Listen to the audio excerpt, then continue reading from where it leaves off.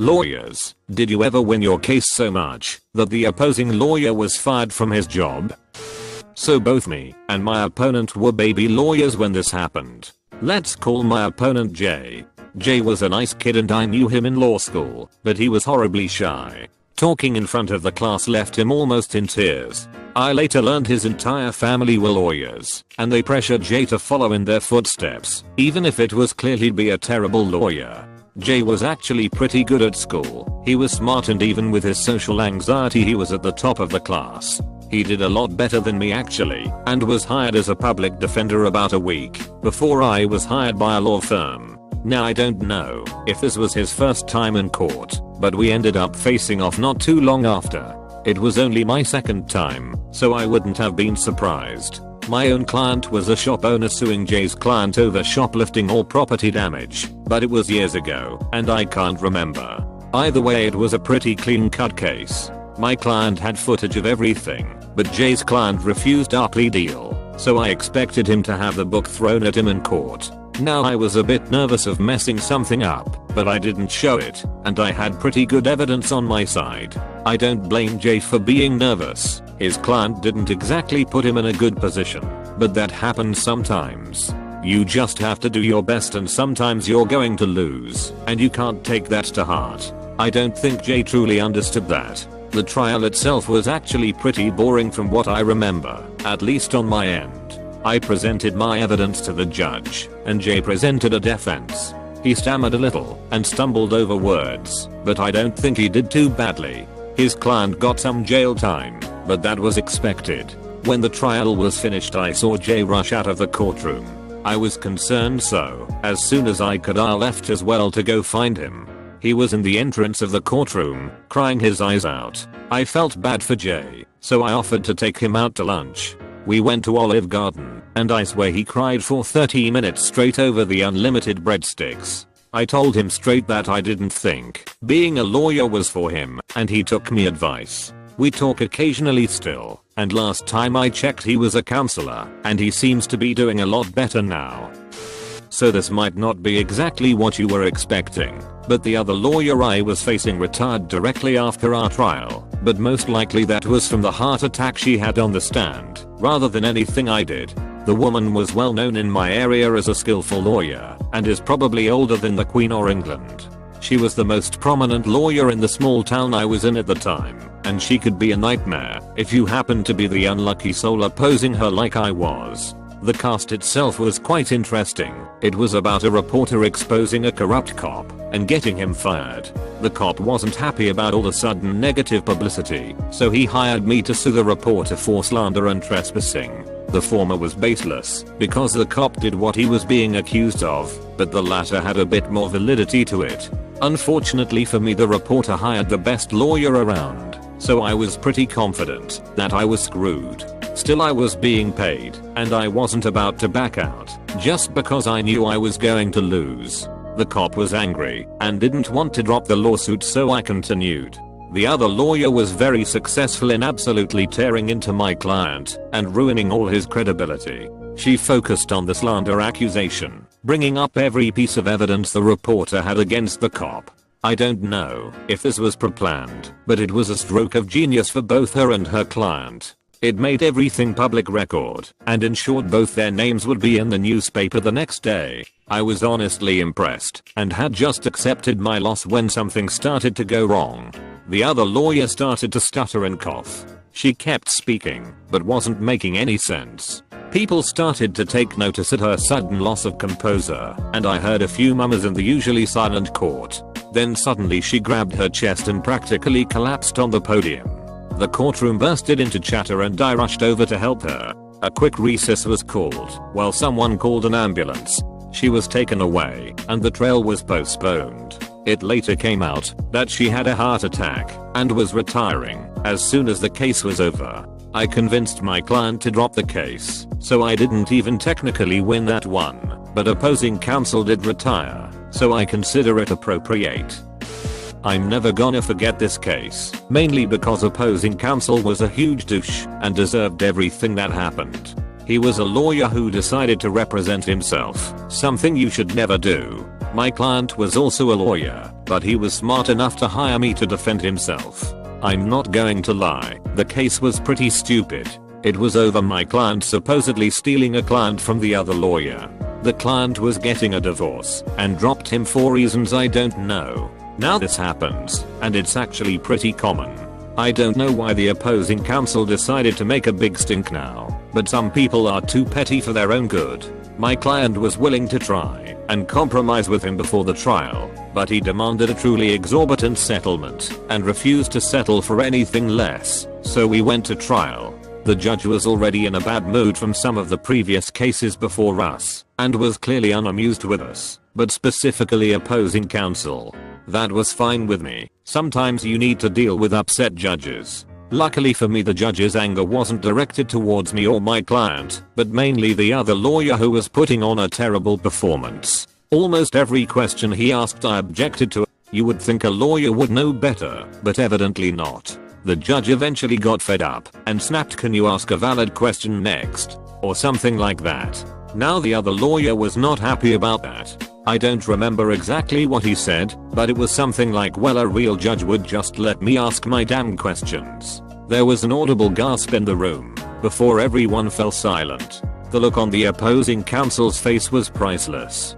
He realized the second he spoke he messed up, but he couldn't take his words back. I'm sure if the judge wasn't already angry he would have just given him a verbal warning and dismissed the case in my favor, but no. The judge had the idiot arrested for contempt of court as well. I learned later from a friend who worked with him that he was fired from his law firm because of the entire thing. I don't know what he does now, but I doubt he's still a lawyer. At the time neither of us were lawyers. I eventually became a lawyer, but I doubt he got that far. To preface this, let me say quite a few weird people without anywhere else to go end up in law school for some reason. You'd be surprised at how many stoners walk through the doors, and unsupervised at the amount of people that walk out the same doors only a day later. The person, let's call him Adam, wasn't a stoner, but he wasn't lawyer material either. He still acted like a bratty teacher who talked back to teachers all the time. Mostly he was harmless, but I was one of the many few who just wanted to punch the guy. He was that annoying. Somehow he managed not to flunk out by halfway through the semester, which is when the school got a real judge in for a forks court of sorts. We were given real evidence from real cases that were already settled, and it was a fascinating assignment. My job was to defend a woman accused of murdering her abusive husband. In real life she was given a manslaughter charge and 5 years in prison, but I won't give more detail here. I prepared like crazy for this case, excited to finally get a real taste into the world of law. Imagine my disappointment when I found Adam was the person I would be facing off against. No matter, I was still going to present my case with all the seriousness it deserved. Adam, however, had no intention of doing the same. He acted like a teenager in a fancy suit and it showed. He put his feet on the desk, called the judge back "Mr." and was generally a disrespectful prick. Perhaps he wasn't paying attention when we were told the judge was a real judge, but the judge quickly set him straight. "I'll have you know, Adam, I'm not a professor of your school, but an actual judge." I remember him saying, perhaps a bit peeved but not disrespectful, "You want to know what Adam did?"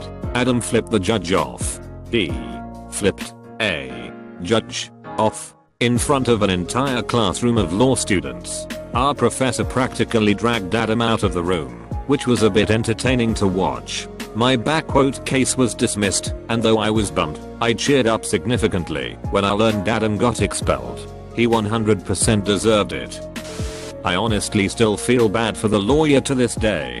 She was an acquaintance of mine, and was quite nice and polite anytime I talked to her, but was a bit emotional which occasionally got in the way. She was usually pretty good at staying professional in court, but sometimes she slipped up. The case we were arguing was a simple drug case. She was a public defender and her client was not exactly a smart man. He came to court wearing a ratty wife beater, old jeans, and a baseball hat that his lawyer just barely convinced him to take off. One look at him was probably a better argument for his drug use than anything I could come up with, which was a lot. Even though it was clear the case wasn't in her favor, the other lawyer still did a good job of painting him in a pitiful light and garnering sympathy. Say what you want about her, but she was extremely charismatic, and while she probably wasn't going to win, she could at least lower his sentence. That was until her client started to open his mouth and talk. Here's a tip: if you're even in the enviable decision of being accused of a crime, when your lawyer is talking, keep your mouth shut. They know what they're doing. And no matter what you think, you do not. So this druggie starts to not only talk over his lawyer, but actually contradicts her. For me, this was perfect. He was practically putting the cuffs on himself at that point, and it was annoying.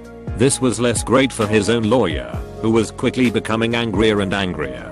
She started to scold him and everything quickly fell apart. They got into a full-on yelling match in the middle of the courtroom, right in front of the jury. Now I probably could have just kept my mouth shut, but everything was just too perfect. I started to egg the man on, encouraging him to keep going. The lawyer turned to me, absolutely furious. She started to yell at both of us, red-faced and screaming. The judge finally got started to yell and demand she stop before calling a quick recess. The judge asked to meet her in a separate room, where I assume they chewed her out. She came back out looking and acting very meek afterwards, quickly forcing her client to accept a plea deal before leaving the court. I learned later that she resigned almost immediately, probably to avoid being fired. From what I heard, she moved out of state and got a job at a different law firm, though I'm not sure if she still does trials. This guy was already on his way out, but I suspect I pushed him over the edge. He was starting to get a reputation around my area as a blubbering idiot, which was a real shame. He was actually pretty smart and wrote many papers on law that got published, but he was not good with people. In theory, he understood everything perfectly, but he wasn't great in practice. He stammered a lot and tended to drone on and on, which impressed no one.